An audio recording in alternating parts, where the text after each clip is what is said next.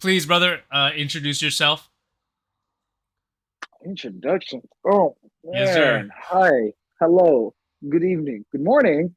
For those that know me well best, my personal name is Ricky, but my flow name, dancer name, and my alias is 30K, which stands for 30 kinds of variety. I've been gloving for just under a decade and a half. I have been part of the race scene for just under a decade, or actually, well over a decade, and been a part of numerous different teams, a part of the culture. Currently, a Global League sponsor, and yeah, just really happy to be here. Representing Team ISO in the cut and Team Yokai as well. Out here and Code Aloha Nation saves you 10% because that's my second home, baby. Oh my god, yeah, let's go. I appreciate that. Yeah, man, bro. Uh, I just want to like start this off by kind of just when I first met you, it was at that Christmas sesh that Hawaii had, right? Yes, It was a sir. Christmas one. So like, I find it funny that we got the glow strings in the background, which basically is kind of looks like Christmas lights. But bro, I remember like that first time I met you. We had a little small sesh. At that time, it was an interesting point in time because, um, just kind of thinking back to where we were, it felt like that point of gloving was like I guess the kind of like the latter half of the scene trying to hold itself together. You know what I mean? When I look back, it felt like that latter half of things were still pretty good, but we would only find out later on that like it would stay there for a couple years, and then maybe you had like Boss. Were you there for the first Boss in Hawaii? No, the boss that I attended was the 2019. I think Yeah, it was yeah. 2019, but early 2019. Like it was like Maybe like February 2018, yeah, something like that. 2018. Something I don't remember. I should know, but yeah, and it was an interest for me. It was really interesting because like, oh, there's a new guy here. Let's go see what's up. And I remember we were having like a long conversation. I remember specifically that session. Like it was probably who was it? It was like me and Mr. Freckles, and it might have been, and then you joined in the conversation. But I remember just like yapping that whole session, bro. Like I wouldn't stop talking about gloving. No, that was a great time. Like I remember my perspective like a little bit. Like I remember I was just being a fangirl, like just all over the place, like looking at all the different locals, looking at all the other people that gloved as well. Completely not even anywhere near my home state. And then randomly off the top of my head at this meetup, I was like, wait, I forgot. I'm in Hawaii. Who was that one guy? That one guy. Oh, and then I at that point I completely lost it. I was like, I remember, I couldn't remember who I told it to, but I was like, hey, I'm really looking for somebody that is like, I'm really inspired by it. And I've been watching ever since that day you started gloving. Puppet, is he here? Puppet? And then I remember you said, you mean him? And we just both turned around. And then I just was like, hey, man, what's up? Just casual. I was like screaming off the top of my lungs, like, holy, I was not expecting it to be this easy. I That I is- vividly remember you wearing the SpongeBob shirt. I remember now. I think you're Holy wearing. crap. Yes, you were wearing the yellow shirt. I swear it was SpongeBob. You were wearing the SpongeBob T-shirt. Yeah. I was like, I've always wanted to be. I don't think I've ever told anyone this. Maybe I told like maybe a couple people. I've always wanted to be like that character. Like let's say in like a video game, right? Where like hmm? you're at like the beginner town, like in a video game, and then there's like a shadowy figure that's like that doesn't say anything, but they're like right there in the beginner town. Like I've always wanted to be that guy. I've always wanted to be easy access, but not really have to say anything because it's like I don't know. I feel like that's just who I am. I want to be around like where everybody is. Like I don't want to be just like off in like my own little world, my own little lab. But it's funny Right. where how you said it just came that easy because yeah, I mean yeah, I'm right here, man. I'm just going to the sesh, right? But yeah, Like no thought. You were just somewhere in the session and all and everything. I'm just over here thinking to myself, like, man, I overly processing things down. So many lights coming to my face, so many traits, so many great people, and then off the whim, I'm just trying to remember who was I talking to. It had to have been like I really want to say it was like maybe like either schematics or I think it was somebody on hmm, Lost Boys. I think yeah, had to be I Lost want to Boys, right? say I feel like at I that point want it to was Lost Boys and EXP, and then me, and then other random people here and there. But yeah, man, let's. I think it was really interesting because I love seeing like newer Glovers come in, and then there's you've been in the whole part of the Hawaii sessions for a long time.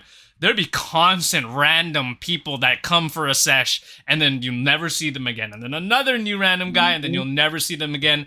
You were, Hmm. in my eyes, one of those random guys who actually started to become part of the family. Like you actually stuck with it, and in my eyes, it's a very you're a very interesting piece of the Aloha Nation family because you weren't from here, right? And you wanted to stay, and I think I really love that, man. Because I mean, some guys they'll be here, then out, in and out, in and out. Okay, you all see them come and go, but you stayed, and you stayed for a really long time. And then so let's kind of go back to, okay, when you visited Hawaii, how long were you gloving? And do you remember the year? Because I can't remember the year. I got into this. I got into my first duty station on the 4th of 2016 of December. 2016. So I'd have to say, like the first meet that I went to, like had to have been like the 20. No, it was on the 16th. It was on the 16th. It was on the 16th or the 18th when I hit my first session in Hawaii, and at that point in time, I had to have been golfing for just about like just about starting my 7th year, starting my Wow. 7th year. I had Yeah, no clue. Wait, what the crap, dude? That's crazy. Wow, so you're already gloving for 7 years. So when did you start again? around June of 2010. What the crap, bro? 2010 in Chicago. What was that like? What was that like? Yeah. 2010 Chicago. So me personally, I actually don't have that luxury. I Yeah. grew up as a full-fledged bedroom lover. Wow, I okay. I never got fully like into even like a meetup with Chicago until, funny enough, 2016. Like my first ever Chicago meetup was at the Chicago, no, not Chicago, it was the Berwyn Amazing Lights store, and I think it was like in August, like mid-August 2016, Mm, August 14th or 15th, one of those days. And that's when I finally actually established like my first ever contact with just anybody that wasn't in my hometown. yeah. Where I started from was just like I happened to run into this guy um, when I was very, very young. We were both in middle school. I was like sixth grade-ish. He was eighth grade around there. And just one day, um, like something happened with the school I was in, so like emergency lights were kind of on, and places were just like like blackened out because of power issues. And one day I was in lunch. I remember where I was like four tables across, and like half the lunchroom was like black, and the other half was just literally like bright lights, shining lights. But deep in the dark crevice over there, I just saw some lights flying all over the place, colors and weird trails. And I'm thinking to myself, what is going on? So I got up and just walked over and I started looking at this dude and I just sat down for like a solid like 7, 8 minutes and I asked him like, what is this? And the famous last words was, here, let me show you. And just turned to my direction and started giving me a light show. And that's how it started for me. That Wow. person just ended up turning into um, what became like a legitimate mentor, like someone to actually like teach me how to do the stuff and then show me all types of content. This His is name is Daniel 2010. Leva. This right around, yes, 2010. Daniel, what again? Sorry. Daniel Aleva. Does he still glove? Um, Unfortunately, no. Hmm, There's a bit of a promiscuous like an event that happened with him. Unfortunately, like I see. not with us type gig. Oh, dang. I see. I see. Interesting. Yeah. This Wow. happened like maybe like 4 years down the line, Mm. like right into my high school days, very young high school days. Yeah. So he mentored. Was he mentoring you for like for those 4 years? So from 2010 to Basically, 2014. Wow. What was that like style like? so to say what his style is like, I don't think it embellished too much. I think it embellished enough of like Chicago like style, which we'll break into a little bit, which I like dubbing it the Windy City flow. But more so, his style is kind of the same, where it was a lot of like just bedroom Glover type vibes. Watching a lot of videos on like the Amazing Mhm. Lights YouTube channel, or maybe some like other companies' YouTube channel, like OMG Lights or Mhm. Orbit Light Shows, things like that. Was it kind of But like a for conglomeration of like combining inspirations from EL and OLS, so like a lot of variety, probably some like the digit pass throughs, but not really refined, you would say? I more honestly, I'd say more refined than most, because he Gotcha. was honestly, he was a pretty smart individual. He knew how to Yeah. break down like different types of like digit pass throughs, playing with dials when they were starting to become a bit more prominent. Yeah. And like I think the biggest one of his biggest like distinguishing factors about him is like the way he presented off how tech was at Mm-hmm. its time. Mm-hmm.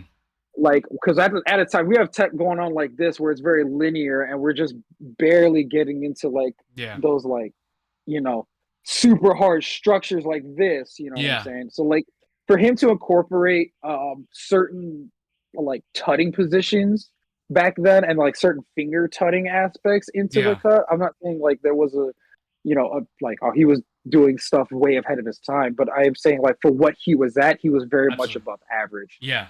um what I express the most, like one of his signature um like flow style is he tends to have like this like revolving like falling Mm. feeling, like it's always kind of coming up like this in a sense. Interesting.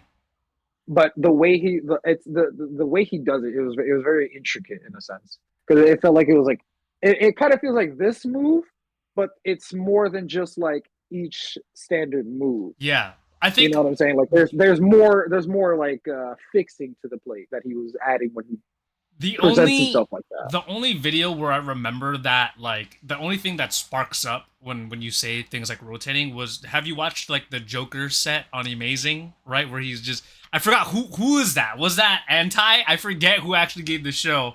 I should know this, but like I It remember was they're like, Joker. yeah, the No, Joker no, set. it It was a was Joker set. I don't think their Glover name was Joker. I forget already. no. I think you're no. I think you're right. It's Ayo Anti. Yeah, it might have been Anti. It was like one of the cleanest shows, even till today. I was like, wow, that's some presentation, but interesting. Yeah, yeah, okay, okay, okay. So he had like a revolving type of style. Okay, okay. Sorry. Yeah, sorry. Go on with Oh, the yeah. story. Like other than that, like just where it led off to was just at that point in time, I kind of took a break from 2014 to 2015. I was just kind of unfortunately down, and I kept thinking to myself like, you know, all of the friends that we had with him that we made, um, just ended up ended up kind of pushing each other to just be like, why do if nobody's gonna do it, then just Yeah. don't do it at all. Hmm. At that time, I realized like if no one's gonna do it, I mean somebody's got to do it. Like I'd rather be the one to carry that type of legacy for him. Like for me, it's like me in this town where I live. All of these other cats are like other towns away. So like we barely had that much time to connect with each other as Hmm. is. And when we did, it was, you know, grand. It was magical. Like we were kids, like making these like 10-mile trips just to hang out with each other on bike Yeah. or dang near walking, you know, staying the night over at each other's house. Like kind of like the old Wow. school vibes, you know, like Yeah. back then. Right, But right, just right. like when we grew up, you know, growing up along the time, like when we all just didn't want to talk about what happened, unfortunately, we just I felt it in my heart where I was like, I'd rather just carry his legacy with me. Like if it wasn't for this guy to show me this type of um like this art, this type of dance, because I was already dancing by that time. Like I'm Mhm. not, I don't consider myself a glover. I'm a dancer. I started popping. I started crumping. I started b-boying. I started shuffling. Like I was a dancer at that time. So to find another style that was not utilizing my body other than tutting, Yeah. I was drawn into it. So from that point on, 2015, 2014, 2015, it then became like a bit of like this uprising. So now it's that incline. At that point, I'm like about to get ready to get out of high school. It's in 2016. I'm about to graduate. I figured out what I wanted to do all my life, and I'm going to go do that. And Mhm. then cue the meetup at cue the meetup at the Amazing Light Store. Cue meeting Hawaii, and then the rest is history. Yeah. Yeah. Wow. That is Okay. So you weren't really okay. So I mean, it seems from my point of view, what I've gathered right now, right? So, you got introduced to gloving from Daniel, and um, there was a group of friends, right? You had a group of friends. That how many people? What was that group? How many people? just I mean, it was like a small group of like Yeah, five of us. Just a five. simple five of us. Yeah. Okay, okay. Would you say so? Would you say there's probably a there's your group of friends, and then there's probably is there another like bunch of Glovers as well? Like there were there other groups of friends gloving at the same time that you may not have known about? Would you say that that five group of I friends was the whole Chicago gloving community at that time? yeah, like I Wow. was kind of stuck at that time. Like it's me. And that five is not including myself, so it's gonna be six. So it's me, Daniel, Jake, Franklin, uh, who's Jose? What's his fucking?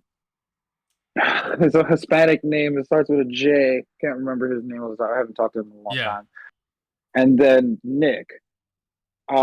Like it was mainly me, Daniel, Jake, and Frank, and like we're just the only kind Yeah. of ones that were like kind of more prominent, like trying to get each other like to come out and hang out and just like do the stuff, you Yeah. know. And it turned into like this for me. It turned into this mindset of like, well, these are the only people that do this because I mean, there's people out there in the world because now, Daniel at this point is already showing me online videos of like gloving, like off the Amazing Lights. Like, okay, so there's people that do it, but like it just feels like it's all like over there. So if this Yeah. is us and this is all we got, right? Yeah. It was until finally I was introduced to social media, and then I was finally told about GL. I can't remember who told. I think it was probably it was Jake. Yeah. What was his last name? Resky? Jake Resky? Jake Rasky, I think is his name. Super good guy. And that was the guy who introduced me into like Glover's Lounge and Mhm. started telling me like what the gloving scene kind of is at the time of like 20 at the time of like 2016 for like very very early. Interesting. Like Yeah. just I will never forget that feeling though. Like finally joining Glover's Lounge Yeah, was dude, just like I was about to say I had a very similar like the way that you're describing it, it brings me back.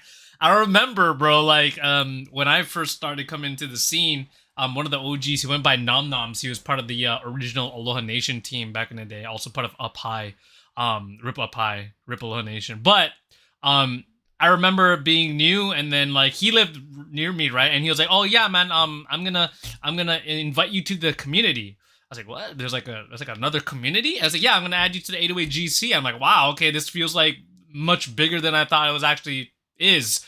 And then like, okay, yeah, like, okay, we joined 808 GC. I'm shy and timid. And then like later down the line, he's like, oh yeah, are you in the Glover's Lounge? I forgot who told me about it. I have zero clue. And I was like, what? Like, there's another thing called the Glover's Lounge and it's international and there's like thousands and thousands of people. I'm yeah. like, what the hell is going on here? It's, you learn about it, you're like, damn, it's like you see the ocean now. Like you see how big of a thing this really was, especially at that time, around Oh, 2013, 2000. yeah. Like, what Just the looking around like hell is this? got me Yeah. feeling like John Travolta in Pulp Fiction. Like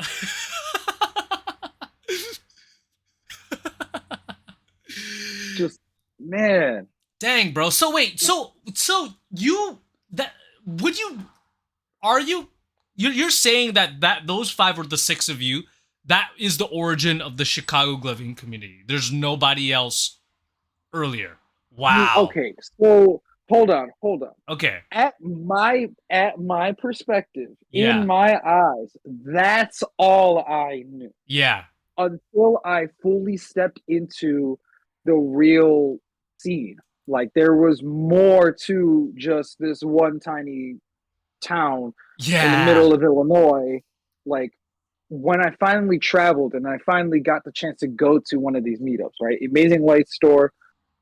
That's where I met everybody in the Chicago scene. Some of the biggest Yeah. folk, like biggest OG heads in the scene. Like we're talking about like Materia, Yeah. Quantum, IT, uh, bunch of members off of Team Lit. You know what I'm saying? Like Yeah. just a magnitude of people at the time. Like I will say, like I had to just say this. I have to shout this out because that day was when I met a very good individual named Quentin, aka Q, aka Quantum.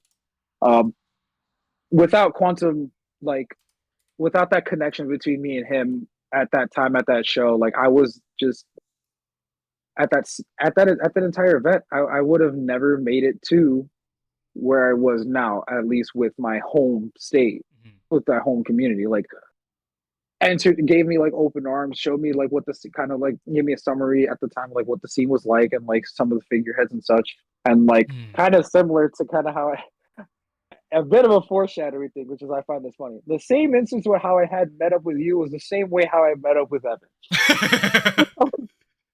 I remember telling Quantum like, is there a guy named Materia here? Would he happen to be here?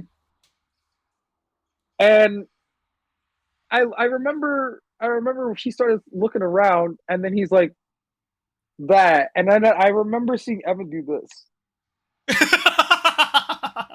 just like no one's bugging him, everyone's just doing it,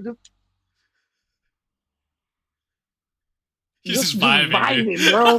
I'm like, that's Materia Yeah. Yeah. in like the most like chalant way, like Materia. That's cool. Okay, all right. Evan, I come up to him like, hey, I'm a really big fan. Woo, woo, woo. You know, I could we trade? Now keep this in mind. I had already gotten like super scared and super shy of trying to trade with anybody. I think at that time he was like my third trade, and Wow. I always felt the pressure of like, okay, there's a lot of people that do this, and I'm scared. I don't know if I'm good enough. I tried to give him a show, and I was like, I did my best. I try it and do it. I'm not the best, but he's like, don't worry, it's okay. I understand. It's all part of the process. You know, Mm. it's got to flow with it. It's got to vibe. Yeah. That's all. What year was that? And it's still 2016. This is 20. still 2016. Gotcha. 2016. You gotta realize I'm still young, kinda Yeah, ish. yeah, yeah, yeah, So yeah. like, I know the presence of myself. I look older, but No, no, damn, it's but not like, even that. It's just that it's okay. Yeah, you took a big break 2015, right? And then 2016, yeah, I remember just being part of the Amazing Night sponsorship. And then I remember Cypher really wanted Materia on. And like I had not heard about Materia at all. I see the Materia show. I'm like, whoa, like that's some shit I've never seen before. Like his whips and flails, and he's like a showman. Like this guy's some serious heat, bro. And like easily got on the sponsorship, and then Q Materia, right? And then like let's kind of go back a little bit. I heard remember you said Team Lit. Was Stasis on Lit? Is Stasis from yeah, Chicago? yes, Wow. Okay. Yeah. if I yes, correct. And for those of you who don't know Stasis, right? Stasis, I mean, man, he had just one of the most butter flow in the whole lounge. There was a really popular. It was like to me like one of the most I think it was like the first 1K likes on Glover's Lounge or something like that, where it was like him Yes, in the sunset, and it was just like a vibe, like that it was video. It was like the a most sunset, yeah. It was like all white set, OP. yeah. It was almost like OP video ever made. It was like it was her and her friends. If I'm correct, it was like all Team Lit members too, and just at that time, they were at a lake house up north in Illinois, and it just had a nice scenic background. Magic Yeah, was made it there, was hella and magic. So like, how long have they been gloving at that point? mm, Do you know that? sheesh, I'd say maybe. If I'm correct, Materia started in 2012 ish, 2011. Quantum started 2010 as well, around 2011, early 2011, mid 2012, around there. I want to say I don't want to speak for him like that. Sorry, but um, and like, sheesh, I can't be too sure about this one, but like most of Team Lit by then was, I think, cumulatively gloving for just about like under 5 years. At this point. Dude, that's really crazy. Like, I mean, like just based off this timeline, like, your mentor Daniel could have easily been the probably one of the first, like probably the first Glover in Chicago. No, like, I don't want to like hold that bar or title up because yeah, like I know for a fact like this is a perfect segue right here. Like I know for a fact that there's been other prominent teams that have been well established before. I mean, he was yeah. probably like anything Oh, substantial at that wow. point. Mind you, like we're still like these hometownish Glovers. Like we're not really that connected out there. Like where he found out gloving was Yeah, he just stumbled onto a YouTube video. To be honest with you, yeah. if I if I am sure because I have that same video saved, it's super super. It's like an older video. So I think it's no, I should know this video. Why am I thinking? Why am I thinking so hard on this? It's the Emogan Heat video by Gummy. He saw that video, and then that's what got him into gloving. Yeah, yeah. Everyone knows that video. I mean, if you were a Glover back in 2016, like, I mean, even before that, I mean, yeah, everyone knew that video. What a legendary video. Like, I remember watching that Super, shit in high super. school, and I didn't even get into gloving yet. That's how crazy it was. Bro, okay, yeah, yeah, yeah. Dang. So like, it leaves that there's still origins left to be uncovered in the Chicago scene because it was not very closely it was not connected because of just the geographical locations. Everyone's so far away, it's harder to get the connection. It's harder to find a clear picture as to when who was really the first Glover or the first gloving teams in Chicago, right? Gotcha, Right. gotcha, Like to, gotcha. to, to start talking about like the establishment part, right? Like the prominent teams in Illinois were Team Lit, Trails for Snails, or sorry, let's say it like this: Team Lit, aka Lost in Trails, Team T4S, Trails for Snails, TLNT had a Chicago chapter, tutting Liquid Ninja Turtles, if I'm not mistaken. And can we stop right there? Like, That can we talk about TLNT? Because, like, just a brief thing. Because no, I don't see their tag as much anymore. But they literally were like the biggest the team. biggest I team. mean, even probably for today, they're probably still the biggest team. And because they had chapters all over the place, all over the They have a place. Texas chapter. They have a Chicago chapter. They have a Cali chapter, I think, if I'm not mistaken. Yeah. They have a chapter. If I'm also not mistaken, they have a chapter in Minnesota. I mean, like the TLNT is like super super huge. Like The it's Chicago it's one it's isn't the OG team though, right? It's just It's one of the chapters. one of the chapters. Yes, Gotcha, yes, it gotcha. is one of the Okay, chapters. okay.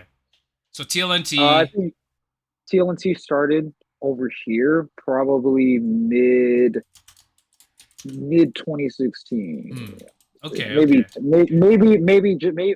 maybe just being nice, say 2015. Yeah, Hmm. because Folly was out here at a time. Folly Hmm. did frequent Chicago for a bit because of the TLNT chapter. Hmm. Interesting. Yeah, yeah, yeah, yeah, yeah. Who's Folly for everyone who doesn't know who Folly is?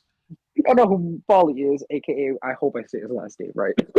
Michael Horvath, a super super well rounded Glover, prominent figure in the scene, has created TLNT, if I'm not mistaken, a huge like gloving team based off of tutting liquid, and just is a very knowledgeable Yeah, individual on huge. tuts because I took a couple of tips from him every time I met him.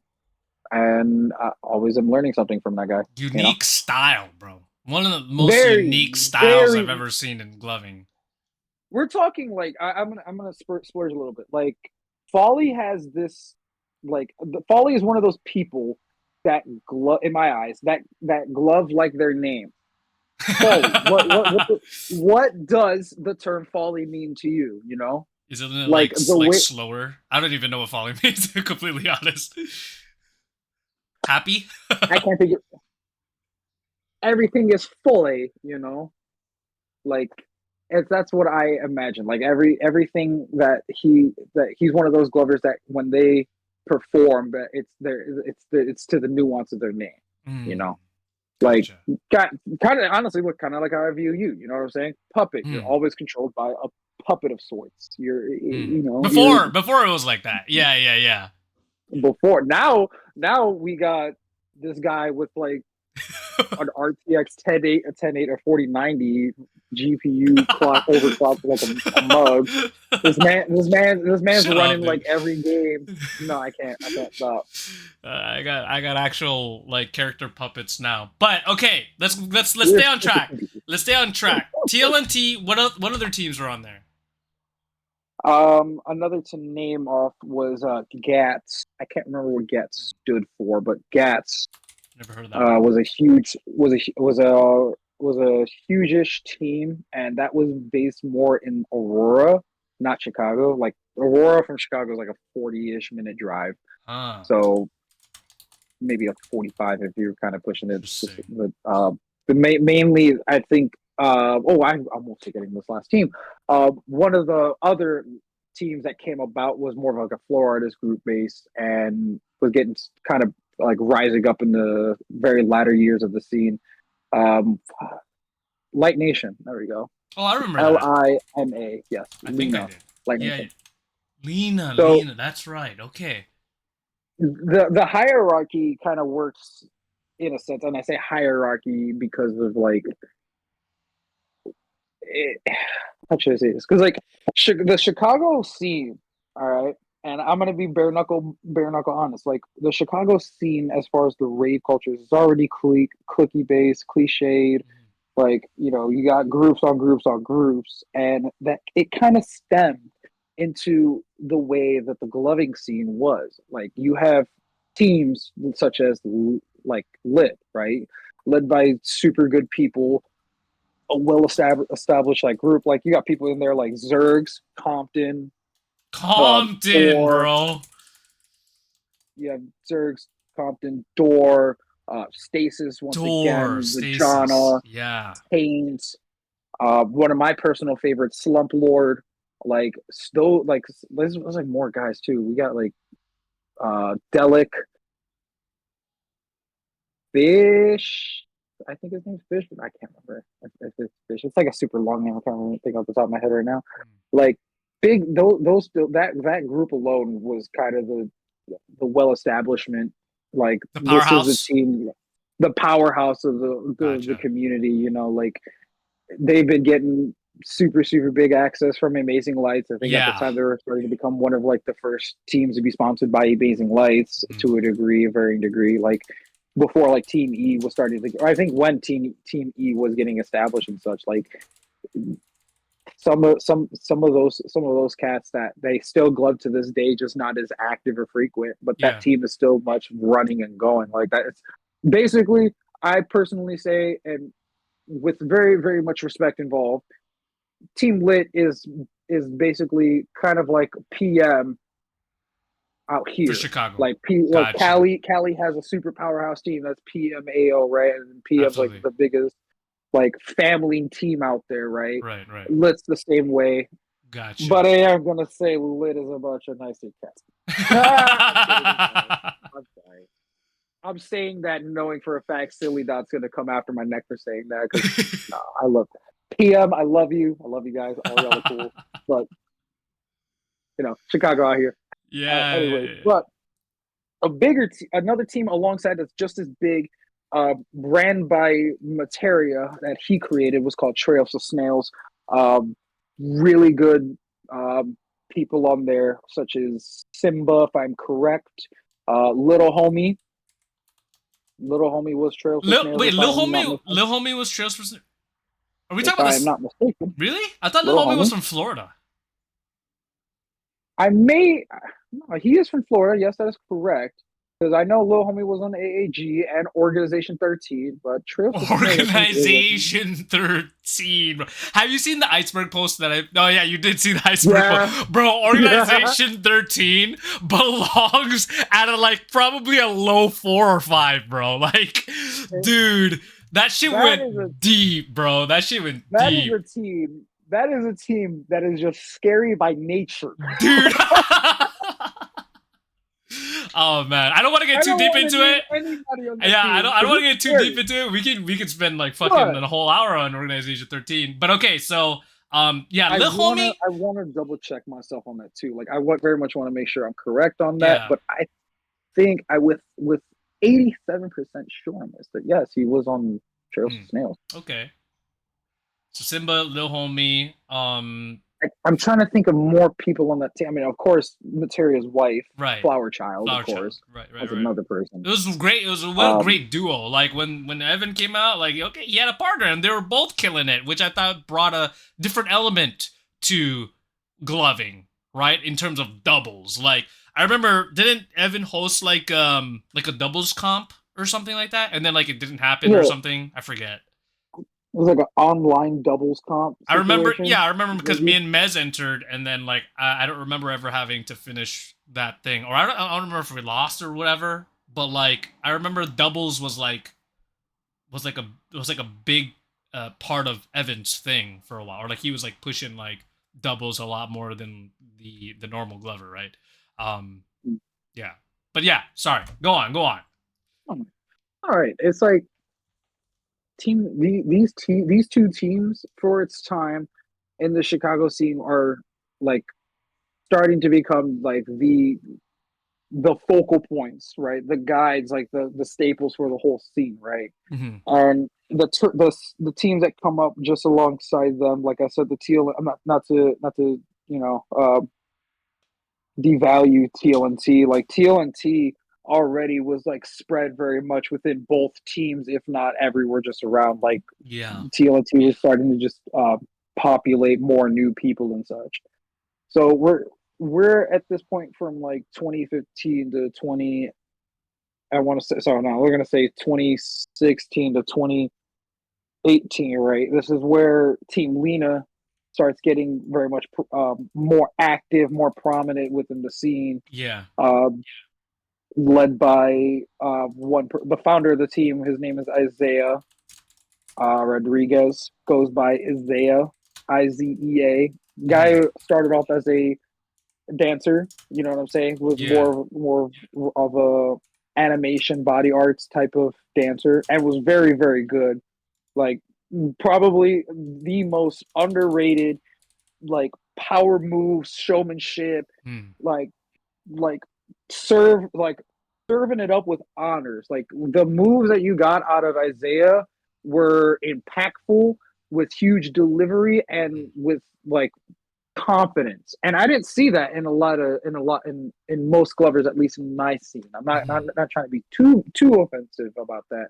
I want to be more defensive because like our scene, right? The Chicago scene developed this flow, right?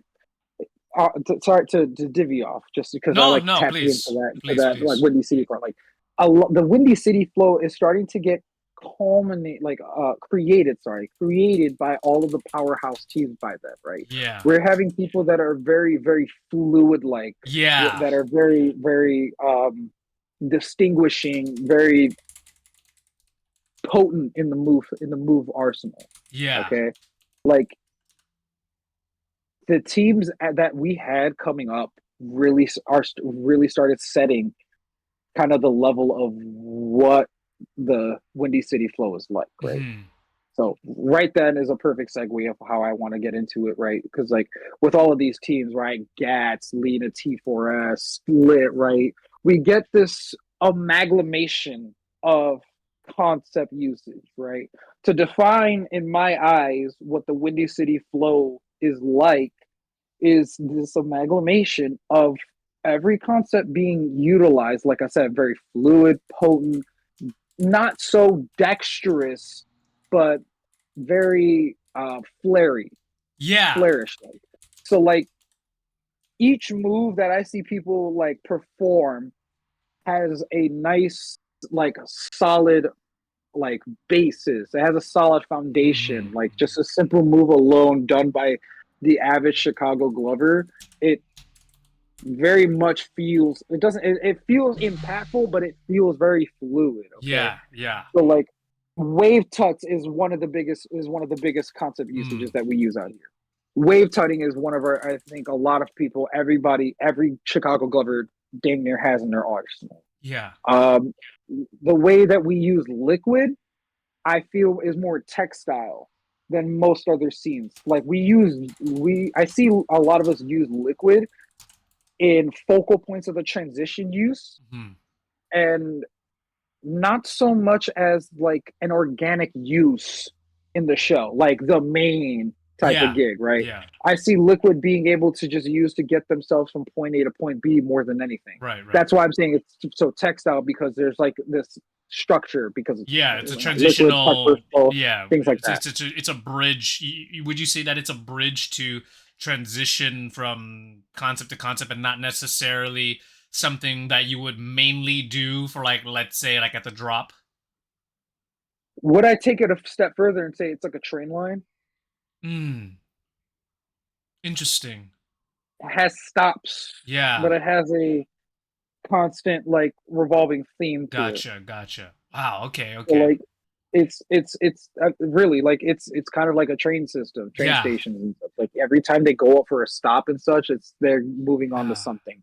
They got that's their way to transition. You know what I'm Right. saying? Like the Right. liquid's there to look nice. And a big thing, one of the bigger things that not a lot of people think, that don't really don't really see this as often. Not saying for the people in the Chicago scene, but everyone that's looking into the Chicago scene, is our tutting.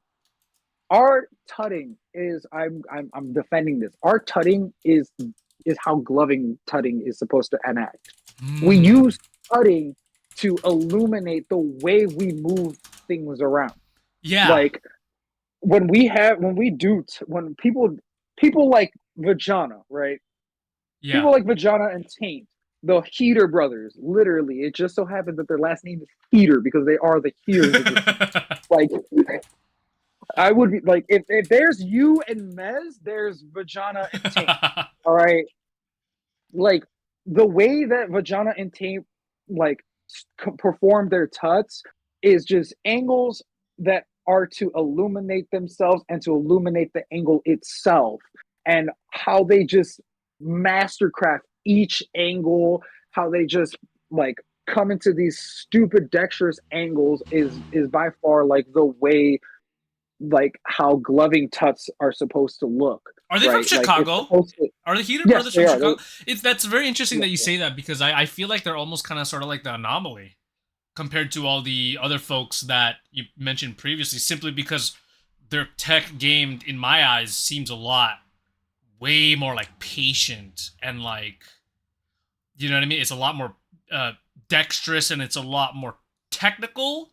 If you know, but not necessarily, because I mean, I love uh the whole thing about the Windy City Flow, because when I think back to people like Stasis or Compton or Materia or even such as yourself, there is all of that what you said present. There's like this very flare liquid, like whips. There's a very theatricalness. There's a showmanship to it. And then when I think back to Lil Homie, and maybe, I mean, if we are both right, I mean, if you're correct and Lil Homie is on Trails, he kind of has that as well. He kind of embodied that liquid, not necessarily as like a main thing, but like as a transition point, right? So it definitely checks out and makes a lot of sense, and I definitely see it. But that's not something that I see as much with the Heater Brothers, but because they're way more technical. But I could see, because I noticed. Well, I mean, this is specifically within um what's Taint. Taint's right. I are. definitely kind of see that fluidity within his style more, because when I think of Vagina, all I think about is like clusters. You know what I'm saying? That's what I love. Like honestly, like to me, it's funny because I love John so much. I think he's like such a solid, wonderful person, super straightforward. Man's a man's is a, a yoked mother trucker. You know what I'm saying? He's a big dude. I'm not gonna lie. But like the fact that he could throw some of these tuts with them big old muscles of his, like he's super dexterous. Like yes, he's a very technical person, but I really say like that's honestly like one panel of Vagana because Mm, Vagana is a super bag of tricks. The same thing goes with Taint too. Taint is hmm just like down to earth, super intelligent, like very methodical when he moves, hmm and That's a great way of putting his it's style, is methodical.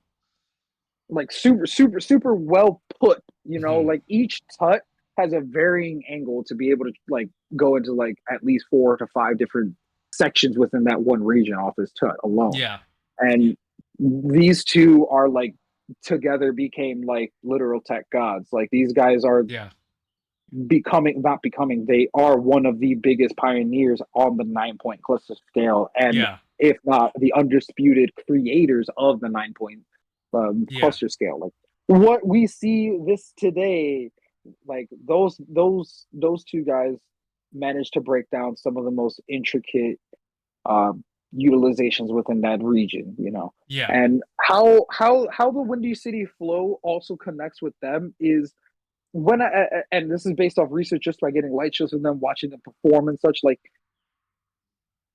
they incorporate that tech with flow, right? Mm. Because that is the nuance, just for like a TLDR of like Chicago Windy City flow, right? Like just tech with flow, flow with tech, hmm right? Because like it's is it more structural, like I like to say, is it more structural when I do this as a tuck, right, where it looks more stiff, right? Every time I see them make tucks or make them more, they make their angles, right, they're always in this constant like A shifting legato, constant. yeah, legato, float-esque movement that logically makes Yeah. sense. Yeah, I agree with that. I think they're one of the very few that utilizes floating well, because usually when people float, it's usually because of the they're not disciplined enough to keep the isolation there, and then it causes them bad habits, because with the lights you feel like you have to move, you feel like you have to flow. But with the Here Brothers movement, it's actually done right, where it's like it isn't it's so disciplined, but they utilize floating as sort of like an accent to their move, or like as it's like this added momentum where it doesn't seem like it's out of control. They look fully well in control, right? But just the way that they do it is very elegant. Maybe that's not the best way to say it, because I just think back to Taint shows. I'm like, yo, like that tutting is like, it is methodical, but it is not static. You know, it's not like Tutter Tuts for sure. Yeah, you're on it right there. That's the hugest thing right there. It's not like turf tucks. Mm-hmm. It's not super like it's not that, you know what I'm saying? And Mm-hmm. I'm the type of person that makes sure is that like there's a difference between king tutting, turf tutting, gloving tutting, and other Interesting. like obviously because like it's a really different ball game. Turf tuts utilize a lot more body functions than gloving Mm-hmm. tuts normally should. Or I say that out of I get, pure yeah, biasness. I But get it, yeah. in all, like their establishment with the tech scene impacted Chicago. Like Mm-hmm. I noticed that there's other Glovers out there that very much in the scene take some of those notes, like those flavor notes off of the Heater Brothers, Mm-hmm. especially more so with the Tuts, because I honestly don't see, honestly, I really don't see anybody doing massive clusters like Vagina or Tate does out here in Chicago. To be honest Mm-hmm. with you, I think they're the only individuals that can perform it so structurally well. You know, Mm. like honestly, like it's Chicago has this OG sense of flow, but augmented, right? Yeah. Like it's modernized in different Yeah. varying degrees. Yeah. Like it's not it. it's not so clicky on grabbing onto the norm of what we see now. Yeah, Like what we see now in the scene is like what, like just heavy tech, heavy clusters, and right. maybe some like notes of like liquid or like Yes, yes, some other yes. flowy aspect. We're in So a tech heavy world right now. It's not the first time I've like said that. hell of a thing, live in a tech heavy world. Too bad I don't live in that world. I'm just saying the way that a lot of these the way that just like the average local Chicago Glover like performs, it's that, man. Like and I want to say this because it's so hard right now, man. It's so hard to talk about. I have to say, like where we're at now is kind of just the same as almost every other community out there. Like Mm, discombobulated, trying to get people, coming to these meetups, trying to just like get people well established. But I really feel like for the for at home for me is it's a lot more difficult just because of the way, like I mentioned earlier, kind of how like the Chicago rave scene is just very clicky based and very mhm, just like you know kind of got to be accepted by the group in a sense. mhm. It's that habit stemmed off of us and carried through for so long unchecked that like there's just been kind of not saying misorganization or unorganization. There is just no one like willing to grab the rope and to just try to start getting things organized, Yeah. you know. Sounds like And Chicago needs a little bit of a Nation, man. There we go. to me, That's exactly what to I'm me, talking about, man. right? Like for the past man 3 years, ever since because like right when at a huge peak, right? We had a huge peak in 2019, right before COVID-19 hit us. Oh, We had this really? huge surge of just meetups happening, and this was held by an individual named Flamingo. Goes by Zach Stafford, I think Mr. I seen his name Stafford around. himself. Yeah, yeah, yeah, yeah. Very very good conjurer. One of the rare things you see in the Chicago scene as a conjurer, and he was the only conjurer in all of Chicago, and he was super good at it. Like the Wow. only person I've ever been able to ever see conjure do some crazy things. Like I've like just mind boggled. Him and his wonderful fiance have been just running like not festivals. I'm so silly. My bad. Have been running meetups at his own personal house of residency, and well, one is to talk about how the meetups are at these Chicago meetups Hmm. are can get rowdy. I'll tell you what. Mm. Interesting. We know how to have fun. Yeah. Okay, we know how to have fun. Thankfully, you know what I'm saying? Because like, man, those meetups at his house at that time, we went from like 10 to less than 10 people, and then it started building like 15, then it Wow. got to like 23, and it was like getting at a steady rate just like that. And What at the hell? some random point, it was like in middle February, it was this one meetup where there was over 50 plus people. Now let me what I didn't want to tell you until I said that was, well, at the time Mr. Flamingo was living in a one bedroom condominium in downtown Chicago, River North to be exact. I'm not gonna say where, but it had about maybe 700 square foot of space. That's not including his Dang, what room. the hell? 50 people jam packed in this condo. Oh my god, we have trades going on in the kitchen, on the other side of the kitchen, in the bathroom, in the hallway where everyone has their shoes, in the balcony. Someone went as far as going to trade outside his door, I think. Yo, what the hell? Where did the people park? Okay, that's the great part. That's the great part. Good luck on trying to find parking in Oh Chicago. my You're either god. parking on the street, Damn, that going sounds to go lit, bust bro. money, finding Holy some crap. look, ladies, gentlemen, and individuals, if you come to Chicago, download Spot Hero. It's gonna be the best thing you're ever gonna have.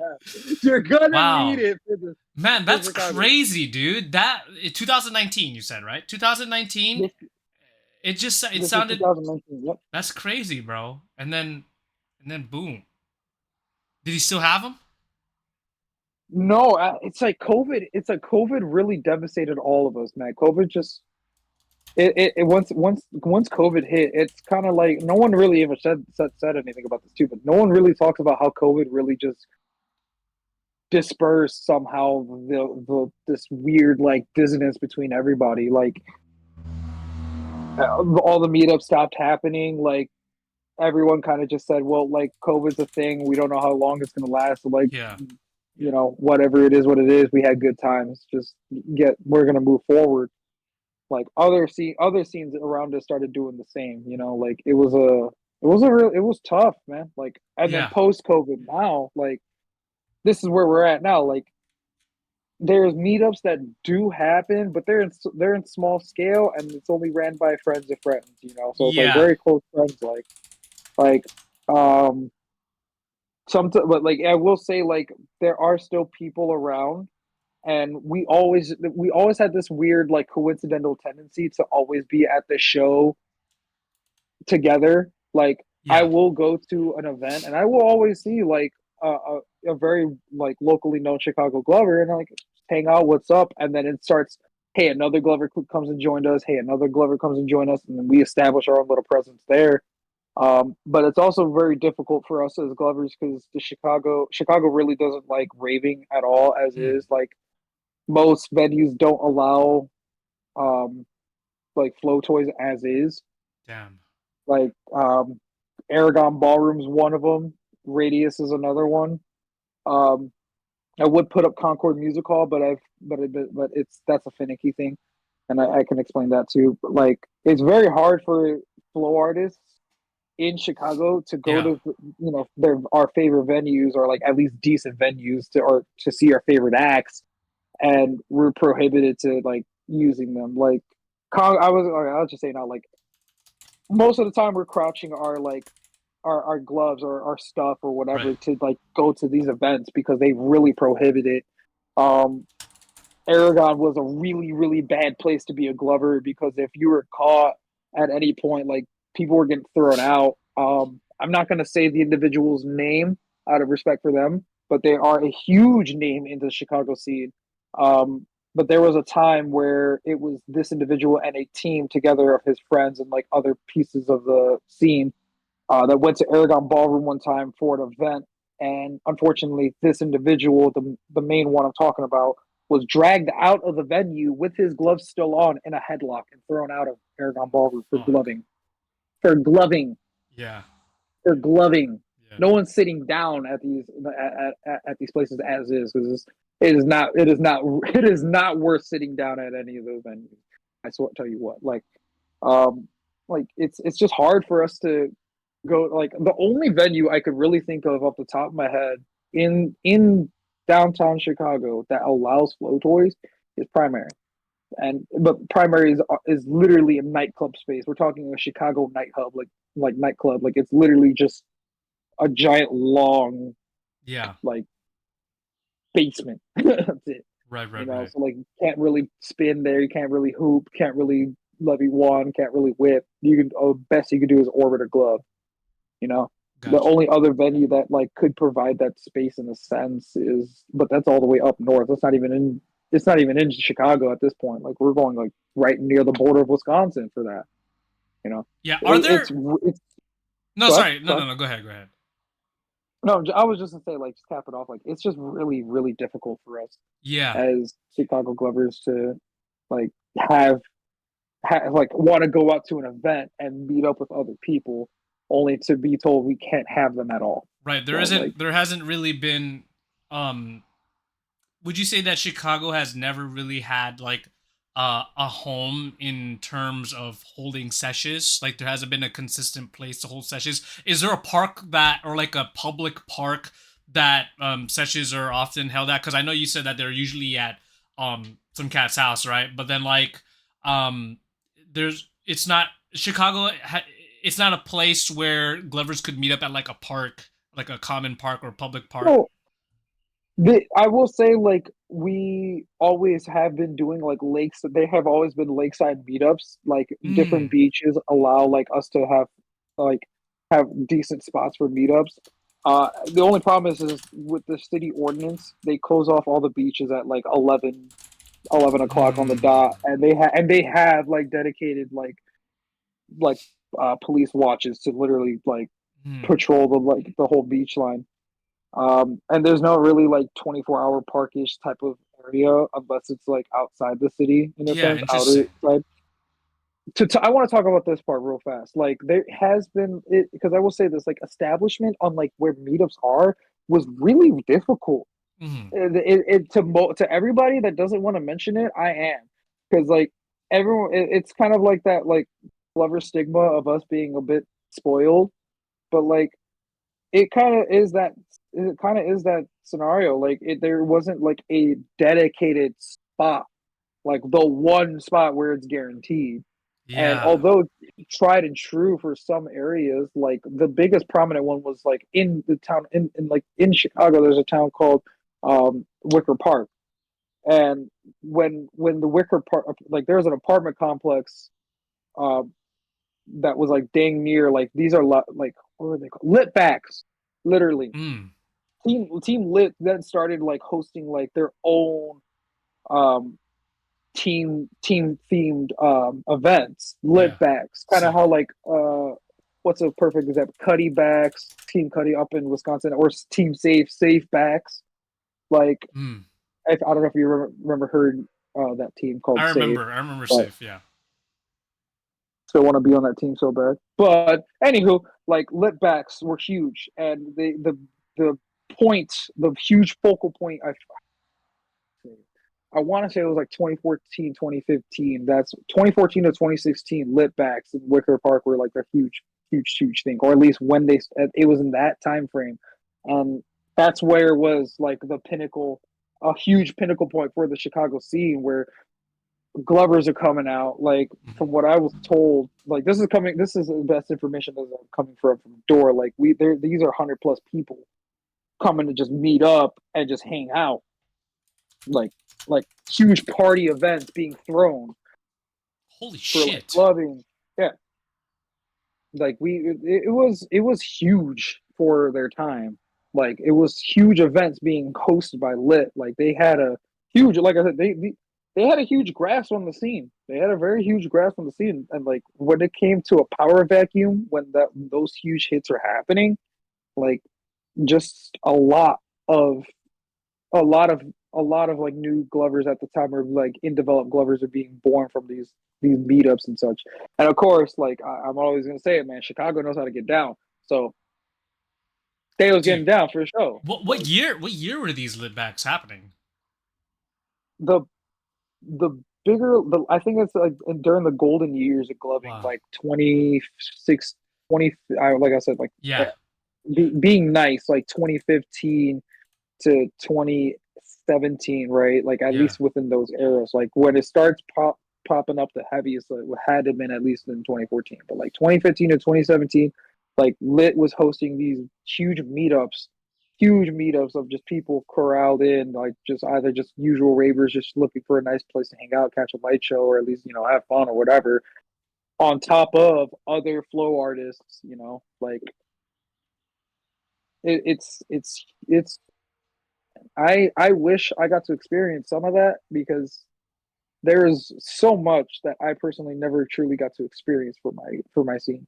Like I got a good coin flip up Mm. my Chicago scene. I was a part of like some of like the that big surge that we had in 2019, 2020, and then I'm here trying to like re re re corral everybody, Yeah. come back, get back unified to see what we had, and it's possible. It's able to be done. Like all the all I've been working on towards was just finding areas in the city that allows us to just do our stuff. Glove, spin poi, Bugang, do our thing, unbothered, unprecedented. by anybody, you know what I'm saying, unjudgmental, you know what I'm saying, just come in, have Yeah. fun, be cool, you know what I'm saying. And I'm segueing this into a sensitive topic right now, and I'm not because I'm going to be very careful what I say because I know some people might feel type of way about this. But what type of historian would I be if I didn't talk about its dark times, right? And there was a lot of people, not I don't know, I'm gonna say a lot of people, but there are like a solid like three individuals, four individuals that were very, very like the biggest bad apples that hurt our scene very bad, like causing that dispersion in a sense. Like what we all know, one of them that's Kenneth. Kenneth is from Illinois. Whoa, wait, what? Yo, Yes, sir. You did not know that. I Kenneth did is from not know Illinois. that. We got to deal with them. Oh You're my, welcome. wait, would he go to public events? Was a time where he was, yes, coming to public events Dang. before he figured out he was crazy. I am going to mention this story right now because it is one of the greatest stories the Chicago scene Yo. ever has. There was a meetup in 2017, a big group meetup, 2017 into 2018, led by Lena. Lena was hosting a meetup, and a lot of people came. A lot of good people came. Um, Kenneth at the time was banned, was excommunicado, exiled from the scene. He's not allowed to come up to these events with us. And when he was given the information, he made a very significant threat on the meetup. Very, Dang. very significant threat. Now, I don't. What he forgot to realize is we live in Chicago. We live in Chicago. That's all I'm gonna say. We may be Glovers, but we live in Chicago. I'm gonna leave it that blank. I'm gonna leave it blank like that. Just know he never did. Dang. He never did. Yeah. All right. He ain't ever did. I gotta say right now, like it was a very, very very, very crazy, almost obscene like event for those guys. Because like from what I was told with the one individual that was there, I want to say it was Iteen that was there. I want to say Iteen was there. Um, really want to say Iteen was there. I want to be safe and not. And I want to be safe right real quick. But one of the what at least I gathered from it was like these guys all just were at the meet, still doing their thing, not worried about an inch. It was kind of a good assembly of like 7 to 10 people kind of ready to go if this guy acted up. And I think someone already had like notified authorities at that point in time, Yeah. like Kenneth, ever since that event, Kenneth has never shown up to any events, any meetups, or like whatever the case may be. He's just went into hiding, I guess, or just I guess he knows what he knows not what to do. But we out here in Illinois, like it's like he lives here. He lives like Holy shit, dude. Wow. And it is. yeah, It's for people it's who it's don't like know, Kenneth, right? He's one of the blacklisted members in the community. Countless stories, calling out people, trying to flirt with people's girls, trying to do all this shit. I mean, I was one of those guys he called out, bro. And every single time, I'm like, no, no, no. Like, what a crazy character in the whole. the court hearing for Kenneth needs to be on that iceberg. Oh my god. That court hearing is great. I'm just saying, man, like there's a lot of people in the scene that are blacklisted um globally all around, like what I'm saying? Like I'm sure every community has their people that are blacklisted from their own Yeah. communities. Like we every it's if y'all don't know me, I'm not afraid to talk about like shit, stuff like that ish, but I'm very respectful, you know what I'm saying, on how to at least present it. Like Yeah. we here in Chicago, yeah, we got blacklisted people, man. Like and I think the way that we take care of it is by far the most mature out of any other scene. Yeah. Like we make sure that they don't come around. Like it's not like one or two people. It is a sincere, like the best time, one of its times where it's a collaborative effort and everybody's like on the reins, like no, this person can't come around. Yeah. No, this person can't be around. Yeah. It's I don't I I'm gonna eggshell step on this one because there's one individual. Um, I'm not gonna say his real name. I'll just say his artist name. But there's a guy named. There once was an individual named Floshi. I I remember that think name. if you, yeah, so you do. Very very interesting individual. Um, was a pretty big character in the scene. Was super huge, you know. And the Chicago scene is a name coming up. There was an event that he took part of that he committed a very nefarious act involving a person who is well above, whose age is well above the clock, but not above the maturity clock. And we were all shocked to witness this individual do this. And the way we took care of it was the best thing in the world, right? It was the best way. You know what I'm saying? Like it was the most respectful way of coming about on it. You tell him straight to his face. What I at least gathered, somebody in the scene came to his face, told him exactly the dealio. Don't ever show your face around, ever. Bottom line. And ever since then, never has ever resurfaced, except one time. One time he has resurfaced, and we're about to talk that part too. One time he resurfaced because no one's ever seen him for God knows how long it's been. And this incident occurred, I want to say, when he resurfaced was I think about 2 years ago. Oh, 2 years wow. ago this happened. Yeah. Yes, sir. He ain't resurfaced until maybe like 20. That was the only resurface he had. He just stayed in the shadows, where he belongs. Sorry, I'm being rude. I'm being playful now, but we made sure he stayed away from us. Like when that event occurred, I think I want to say it was like 2014, maybe a little bit, Hmm. maybe a little bit earlier, maybe a little more earlier than that. So around 2022, this was a base station event. This is that venue I was talking about. That's like way right below the border of Wisconsin. Base station, really cool venue, very great sounds. And they're super nice on flow artists. They love flow artists. Dude. They really love flow Wow. artists. I remember I was with Ferocious, um, Yeah. Miss Empress, my sister, Sidewinder, Quantum. Who else was there? There's a bunch of other people. Oh, one of the nicest Aurora locals, Silver, was there, and all of us kind of all banded together. Everyone has like their own like friends that they brought with, so we're all have like this huge stockpile of friends together. I remember Ferocious pulling my shoulder, and he's like, "I just saw Floshi," and he's like, "What?" He's like, "Yeah." He's like 3 groups away from us, gloving too. I will never forget all of us going around to each other like we're this Roman we're like this Roman high oligarchy just talking to each other, just like whispering to each other's ears, telling them, "Hey, yo, Floshy's there." Everybody turned to the right and was just staring him down. I will never forget him looking at us just so upset, and then he just stopped gloving and walked somewhere off into the crowd. Hmm. That was by far, like I said, like a pivotal thing about the scene is like we're all family, Hmm.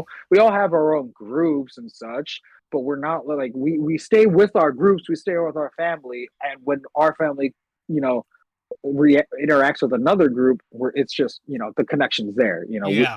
we glove type connection, Right. and it's nice that like the way we act about things like that, I really feel like other communities can take some inspiration out of, or at least some type of like knowledge on. Like you can't divvy away from the people that don't belong in your community. You can't. Yeah. You can't. Like this is the biggest thing I've talked about with the Chicago scene is like that type of behavior, and with not just with him, but with other people like Kenneth and other individuals, well over other people's communities. Like you can't be afraid as a community leader to nip that in the butt and take care of that, because if the biggest thing with the scene is there wasn't too much of like figureheads to control the scene. It was kind Mhm. of like each own team, kind of like just a collaborative effort. Got you. No real guidance from somebody, like at least an advisor of sorts, you know. Like, so when things happen, it just really fell down into like who's going to react to this first in the Mhm. scene, Mhm. who in the community is going to take care of this, you know. So it's already free nature, right? Yeah.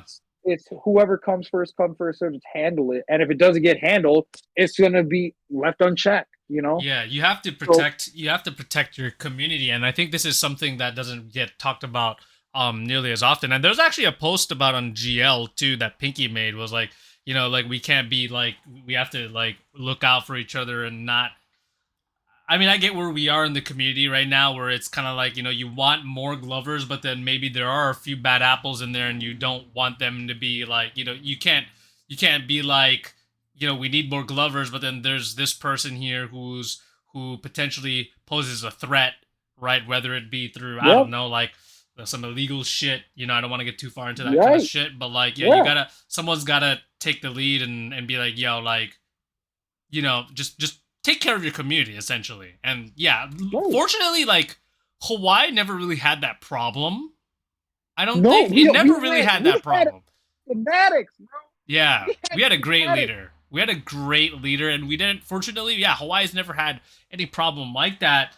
But yeah, dude, wow, Chicago's filled To with this some crazy characters, day, man. to this day, sidebar, to this day, schematics, I will die for you. I will live Yeah, for you. I love you so yeah, much. Like, the biggest inspiration I'm sorry I'm being so passionate, but like I got so much information and so much like knowledge and experience and like repertoire off of schematics. I yeah, looked up to him when he was like taking care of the scene.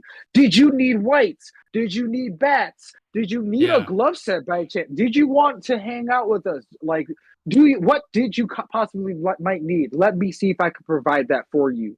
And he did it out of the love of his heart. And Absolutely. what I want to say too is he was he never like engaged with said issues. Mm. He just knew how to work it out. Yeah, right. And that's what I wanted to take after my second home. I wanted to do that, but augment it in a different stance. Like I want to be able to take care of my home, right? Because there is action, but there's not enough action. There's not Mm-hmm. even a lot of action. Mm-hmm. All right. And it's because of what? This, and this. I want to be able to take care of my scene and start planting the garden that I got right now and start growing it Mm-hmm. so that when the next gardener comes past, they ain't got to do much, you Mm-hmm. know? Like, there, I urge every person that is loving and caring for their home scene, like, take the reins. Find someone that is at least Absolutely. an advisor capable to just be like at least be able to direct, give a sense of direction to everybody, like what we're trying to accomplish with gloving in our own homes, right? Yeah. Like if you got to work out like the bad apples, you got to work out the bad apples. You ain't gonna grow a good garden with rotten fruits or Yeah. vegetables. You can't.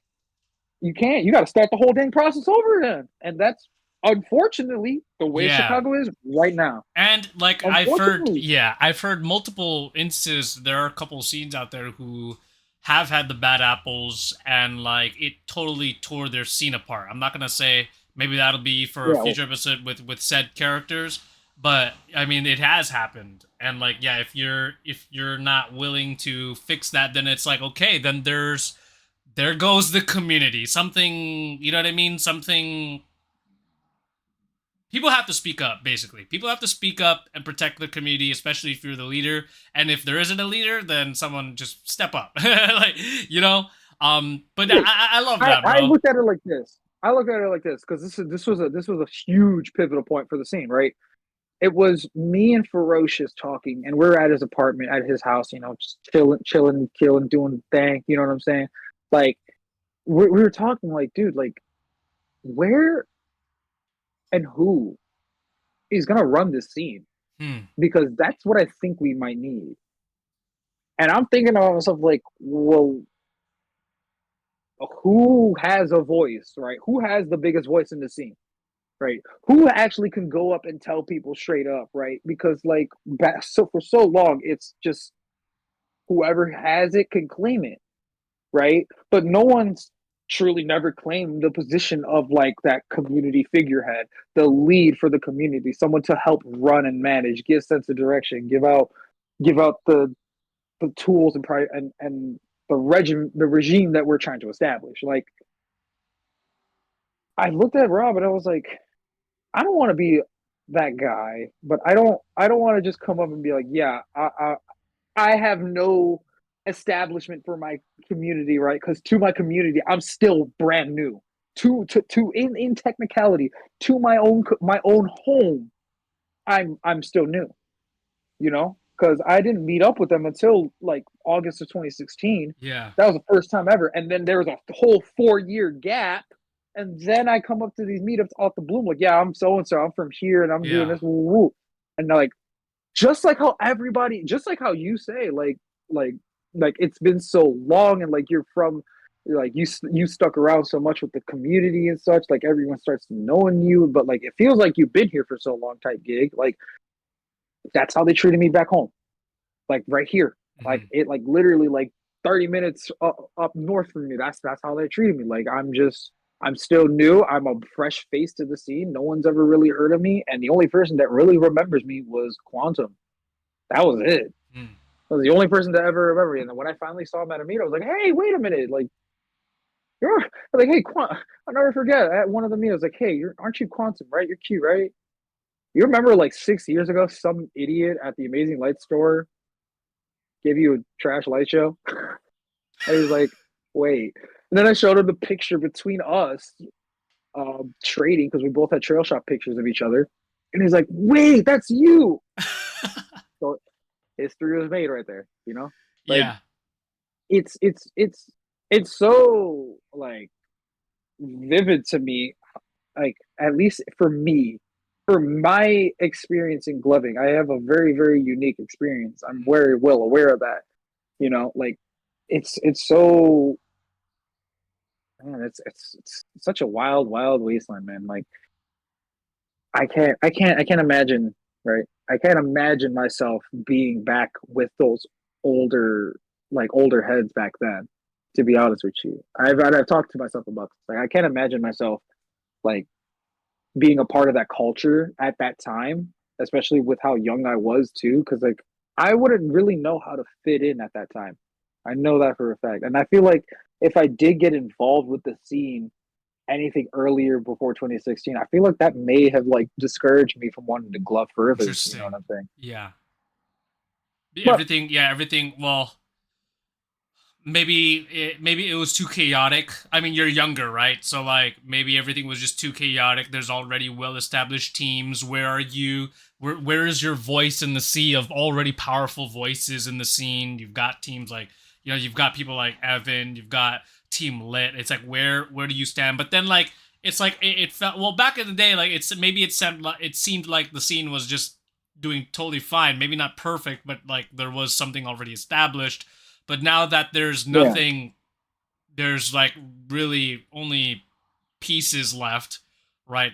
No one besides you today has really taken is starting to take the reins, right, and trying to build that stuff back up. And maybe this is, that's the it's interesting because now it's like, this is an opportunity, and I get the sense where like it feels like because you got to be part of the Hawaii scene, going through like the whole GGN thing on top of the mhm, history and what you've seen with Chicago until now. From my point of view, it just kind of seems like it seems like you have a duty now to kind of, because of what you've seen. Like it feels like maybe there's a duty now that, because this shit means a lot to us, right? This shit means a lot to yeah, you.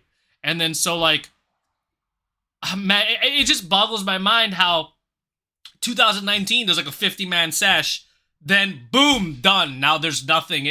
It's almost kind of, it leaves a sour taste in my mouth personally, where it's like, bro, like that could have well been the peak of the Chicago scene, and for it to just be cut short, maybe you could say a cliffhanger, is very unsatisfying. It's very, like, you hate to see it. Like you know, and I feel like maybe that there's something there, right, where it's like, wow, like, yeah, I don't know. I guess like the whole thing, it seems very hard. It's it seems like it was really hard for flow arts to flourish in Chicago, and then the moment in time where it did, then like boom, Yeah, cut there's short. nothing. It got cut short, you know. So I could Yeah, see how there's a lot of feelings there. you're right. Like it's like to at that time, like I told Rob, like I feel like I'm power hungry if I took control of the scene, just been like, all right, well, do what needs to be done. You know, I felt wrong. Like Mhm. I'm a guy who like in do gives that endowment to like the OGs. Like I pay my respects, I pay my homages because if it wasn't for them or those Stick. people that tried to establish something, Yeah. something, right, I wouldn't be where I am right now. You know, like I do my best to try to at least go up and ask kind of the older heads or at least people that have that connection to them and just like how do you feel about the way the community could be ran like this, how do you feel about running it like this, like Yeah. things like that. So like and I want to piggyback what you said, like the scene in Chicago, yes, ran completely well, despite like its unfortunate incidences, despite maybe its biggest peak, but it ran pretty well. Yeah. And like right when it got cut short, like I said, like it was COVID. Like COVID was just like a huge debilitating factor in us. Yeah. Like everything was pretty much rock solid going on, completely fine as it is, you know, but just man, COVID killed us. And then here we are, here, like I said, here we are now. Yeah. And with with each iteration of trying to have a meetup and host a meetup, right? I gotta gauge like can these people meet up with me at? Can they meet me halfway? Can they meet me or they can actually meet up with me Mhm. type deal? Yeah. Yeah. So Yeah. that's really what I'm just experimenting on, Yeah, kind that's of what really it cool, is. man. And I actually do you know Trevor Paul, artisan from the Vegas scene? Do you Trevor know? Yeah, Paul. do you know him at all? Artisan. Yeah, artisan. Artisan. Yeah. Artisan. Yes, sir. Yeah, Yes, yeah. Do you sir. have you talked with Artisan. him before? Do you talk I often or I I have talked with him. Okay, this is how I met Artisan. I love I love how you're laughing. Here we He's a funny are. dude. I dude, that is by far the most interesting man in the world. I swear to I God. love Trevor, bro. Oh my God, Artisan. Okay, so forgive me because I wasn't too fond of Artisan at the time. I honestly Mm, like only heard of him like once ever. yeah. So one video of Artisan once ever. It was just a passing video. So the way I met Artisan was at G3. It was post G3, and we finally got the chance to go to the NorCal house and trade with everybody over there. NorCal house, super lit. Shout out to everybody at NorCal house. Greatest house party ever. And I don't know how the neighbors don't say nothing about that. But hey, I that's all I gotta say. That's how you know. So here I am, like having the time of my life talking with like every OG in the book. Like every like top tier Glover is in this house. The bottom tier, if you want to consider someone bottom tier, they're not bottom tier in that household. They're not top tier. Like there was no like, dude, some of the coolest cats in that room in that house. Like I go in and I'm like watching like some funny moments happen, and then I think I remember it was Artisan and Krusty just got done with a trade, and I'm like being a dunce, kind of just sitting there like waiting because I peeped his style from a distance right when I was in like a hallway, not a room, hallway. We're in the hallway, in the bathroom hallway, mind you, the bathroom hallway. We're trading in lovers, am I right? Me standing blocking the hallway. I'm watching this happen, and I'm watching the conversation happen. Who tapped me on the shoulder? It was Matt. Starship tapped me on the shoulder. He's like, "Hey, I gotta get past." I was like, "Shut up, Mac." And I moved out the way, let him pass. Brotherly bond. And I look at Artisan. I think I remember. I was like, "You throw some really good whiffs." He's like, "You're really good. Can we trade? I like you. You're kind of cool, you know." He's like, "Oh, you want to trade? Sure, fine. But can you go? Can I go first?" I'm like, "Okay, sure, yeah. All right, fine." So I sit down. I'm sitting down, you know, And I think Artisan was just trying to get himself together. I think he was like finishing up like a quick talk thing. And he's like, oh, wait, hold on. Gotta fix my knee pads. And just like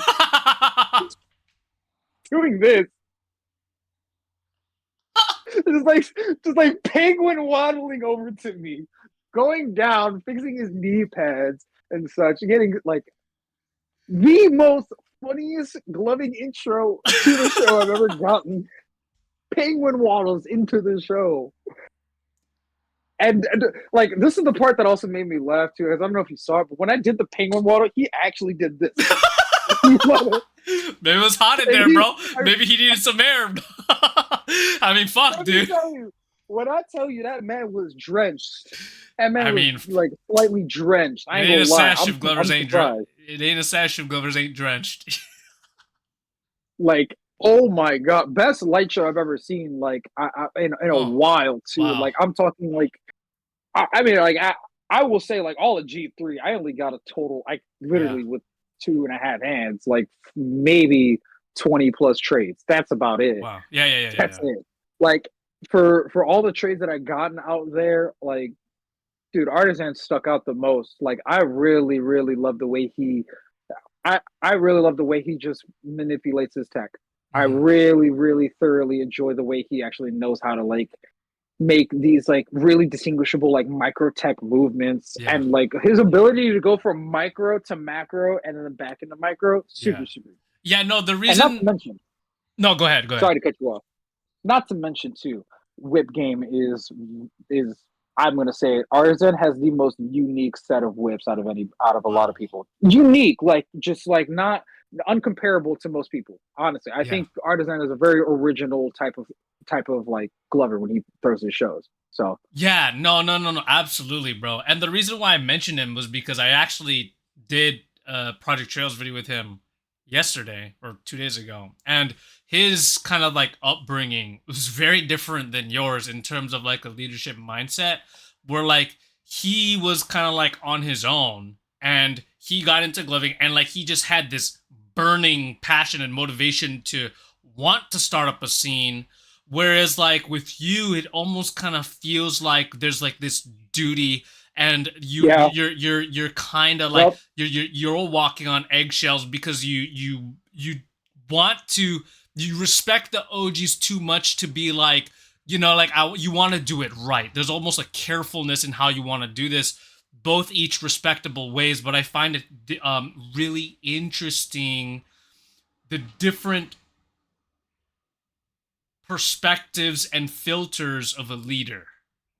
You know what I mean? Like, to me, that is such a it's something that's very intriguing the more I do these videos, and something I've never even considered, because when I think of a leader, I just think of, trailblazer, spearhead, leader. You know what I mean? Like, so I think one of the things that he advised as well, because, you know, because you're now in this role, right? And one of the biggest things, at least for me, was like, that I remembered at least, was to delegate responsibilities. Like, you don't have to do this shit alone, right? I know you had Evan, right? You had Quantum on there, but one of the biggest things that he didn't do was learn how to delegate tasks, because it gives other people like that skill of also being a leader, to be able to, because who knows, you know what I mean? I think that's one thing that doesn't get talked about as often in this community, is how to create leaders. Like, how that's like one of the biggest out of all the themes in gloving, right?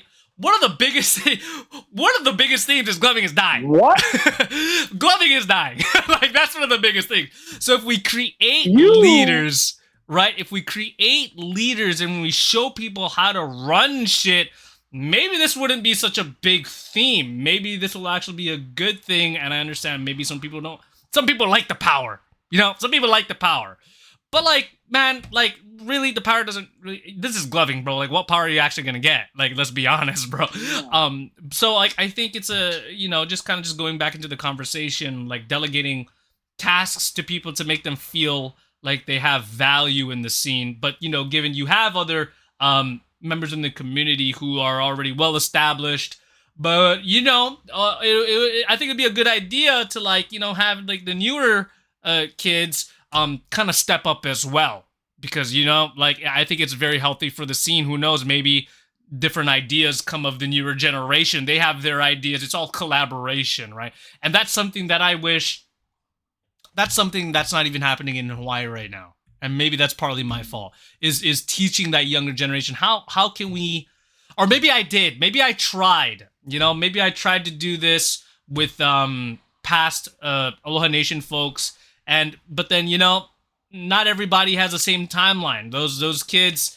they grow up and maybe they only see gloving as like a thing that they do here and there, and it isn't something that they want to take on the reins for. Maybe it's not built for everybody, right? And then so yeah, this is kind of my little 5 minutes there to kind of maybe give you advice that I got from Artisan that I just had the other day. So Yeah, like I want to do things right, of course. Yes, I want to make sure absolutely, that everybody receives that fair, equitable, and care type of vibe. Not yeah, just with the OGs, but with just everybody. Like mhm, I'm taking as much advice from like the people who have established what they could in the scene, trying to take what they said and readapt it to a better like organism for the whole scene. yeah, You know what I'm saying? Like because every scene's gonna have a different set of like stipulations. Of course, yeah, it always is. And I think the biggest that what you said is like the biggest like I can't believe I'm gonna say this. That is by far the biggest, boldest, and yet very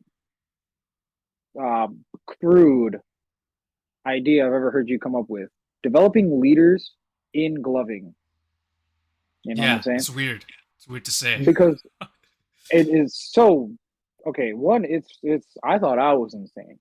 Okay, I thought I was crazy, but that's downright insane. And I'm being honest, dude. I'm it's sorry. it's a weird thing to say for sure. I'm I'm gonna be a bit grayscaled right now Mm. because like leaders can be developed, of course. Leaders can be honed and trained, tempered. Sometimes there's natural born leaders, people Yeah, that were just born to lead that know yeah, how to take care of things. You know what I'm saying? Um, the problem with trying to have someone develop into a leader is that mindset, absolutely. right? Yeah. So when you look at the normal gloving mindset, where does leadership fall? Yeah, yeah, it's tough. It's tough, man. I know. I'm It's not being. I don't want to be like yeah, rude or like mean or be like like I don't like distant about it because like it's a good idea. I really like what you just said because I'm all for making leaders.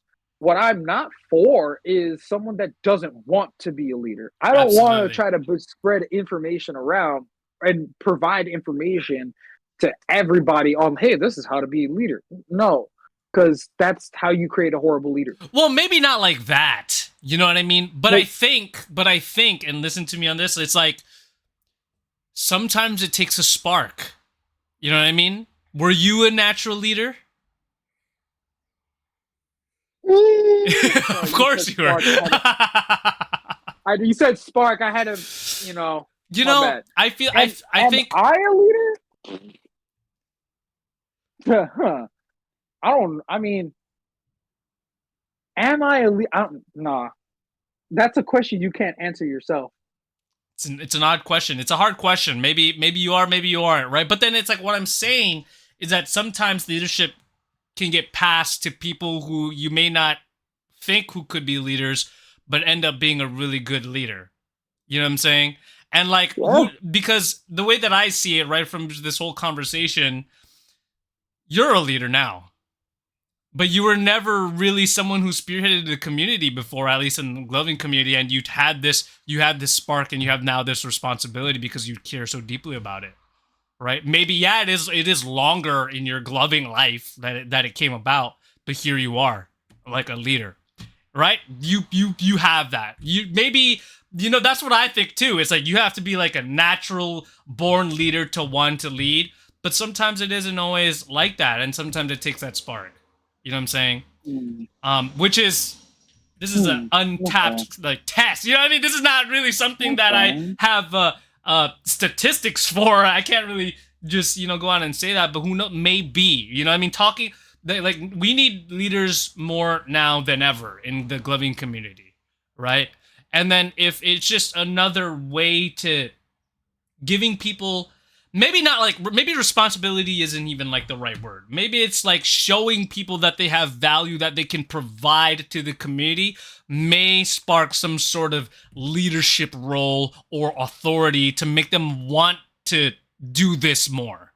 Because I feel like for many Glovers, at least before in the past, like that isn't really something that has happened. It was like, okay, we have this scene here. Then there are natural born leaders that just get there and then like they make things happen. Yeah, normally that's what happens, but like I believe that there is some potential in I don't want to say training, right? There is some potential in nurturing the community enough in a way to kind of guide them to be the future leaders of the gloving community. I don't know what that looks like. I don't know what that Okay. looks like, Okay. you know? Like, all right. I'm gonna comment this. Like, you can obviously pick out who's gonna be that leader, who's gonna like be the one to take care of the reins, right? Like, the person, it's now having to revolve around the person that has the ability to give that determination, right? Like, be able to be like, he's going to be the one to do it, or they're going to be the one to lead it, right? Like it's not something, at least in my sense, like it wasn't something that I decided to put myself to go through.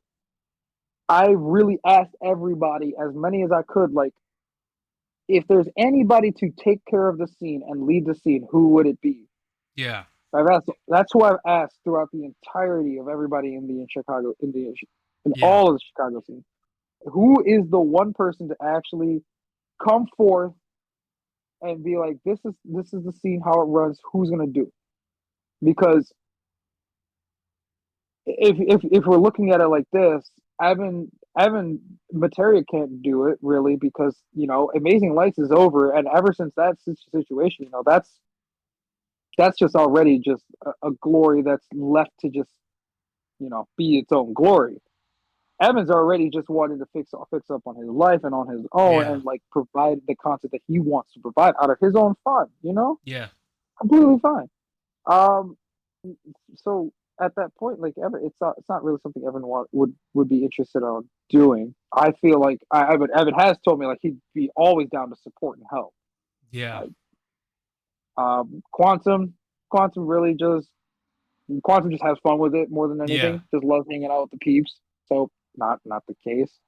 Sidewinder, well, Sidewinder is, a part-time Glover and then a full-time, Empress, so she already owns an Yeah. entire like palace up north. So she has to take care of an entire kingdom, you know what Yeah. I'm saying? It's a lot of work, so she already takes care of a whole other community.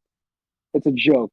Just just the type of acts that Sidewinder likes to do. So, but something that like Evan, like Materia, she's willing to help and put in whatever work needs to be done to get into the scene. And she has done so much help for me, so well. But same thing with Evan. I get the help that and the assistance that not most people in the scene would get, Mm. especially in the position where I'm at. Yeah. You know, so I asked Rob, like, why not you?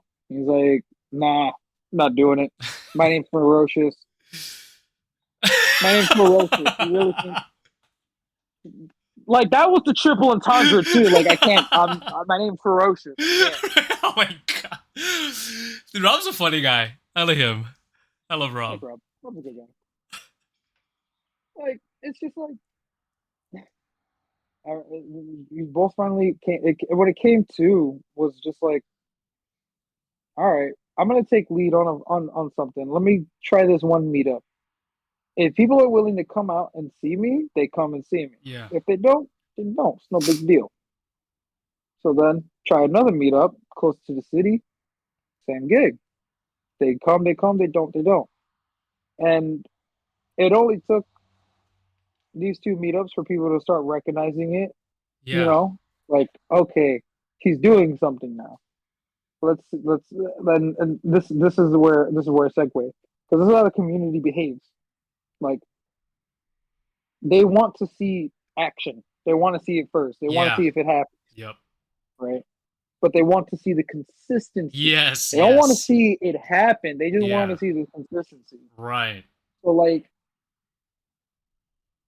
even with the meetups back in 2020 to 2019, like it was already like established. Like if they said that they're hosting a meetup, there are the people are already going to come. Yeah. Where we're at right now, it's if I post a meetup, it's now like, okay, are you gonna come to that meetup?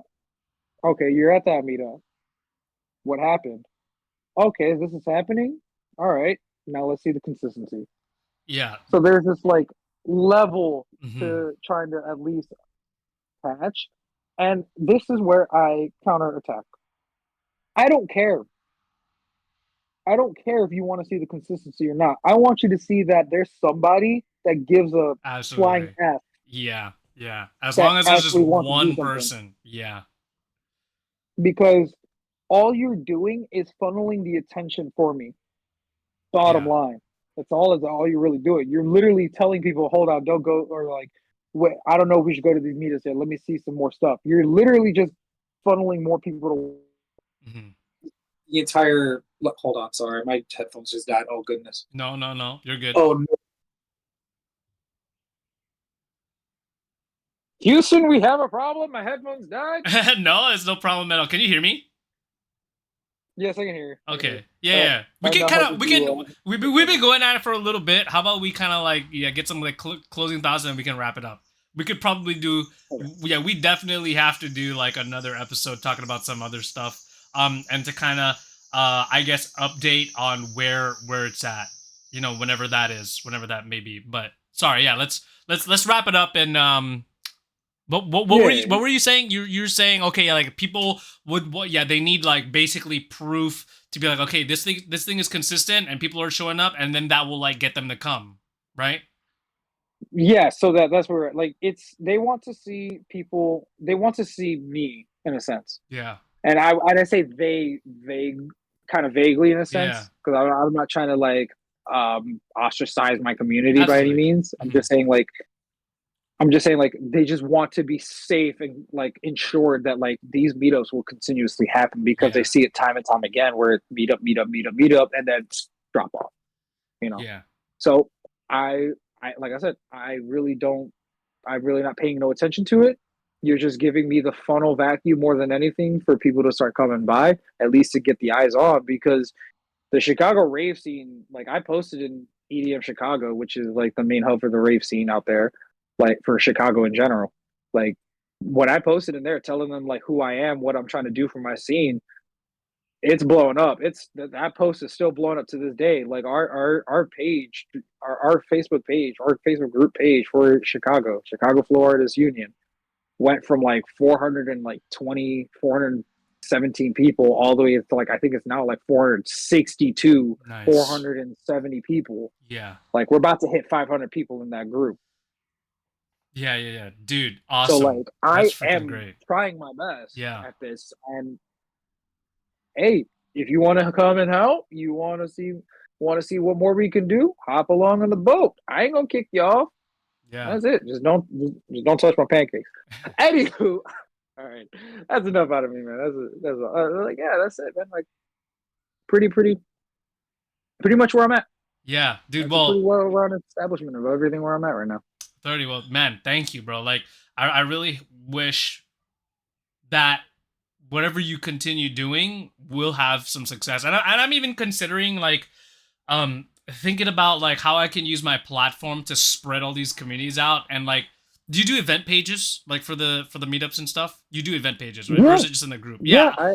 Yeah, in the group I throw events. Like in the group I throw it so like in inner group events. Like I'll post it up like, hey, this is where we're at. This is the location. All that Yeah. good old jazz.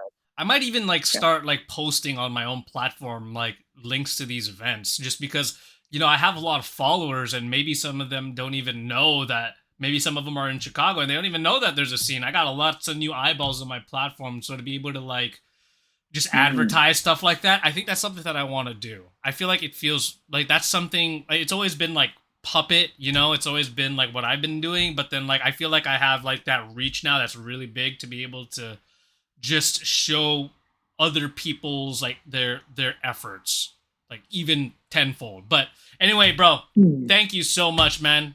Big respect to you. What is the group page again for everybody listening? If you would like to join a part of the Chicago Florida's Union, by all means, go on Facebook and type in Chicago Florida's Union.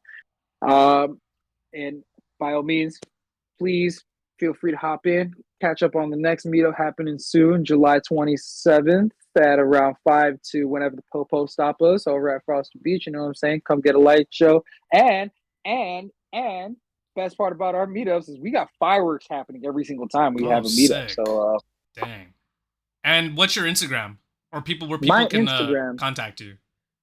Is Infinite Puppet. Shut. All right, my handles on Instagram by all means is just 30K official, 30K_official. On TikTok is the same thing, but in reverse, it is the official 30K.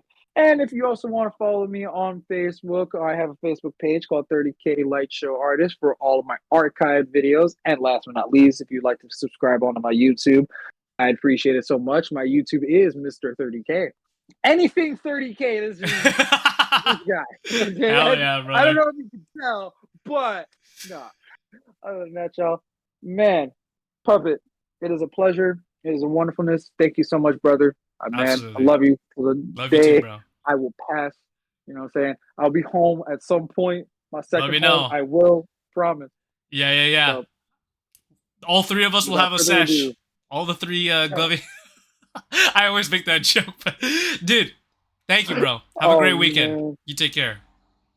Thank you so much. And last but not least, before you cut it, I saw. Let's go.